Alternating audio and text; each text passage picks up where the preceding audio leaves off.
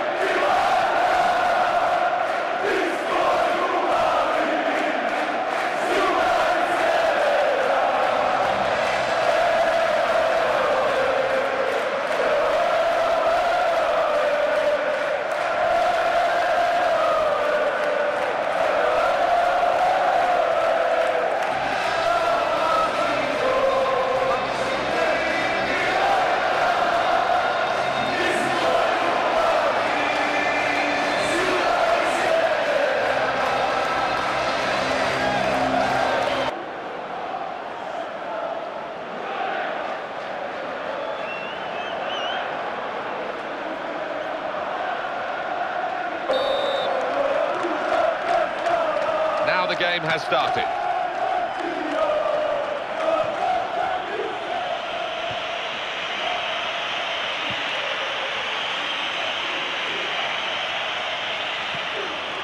That could stop the attack.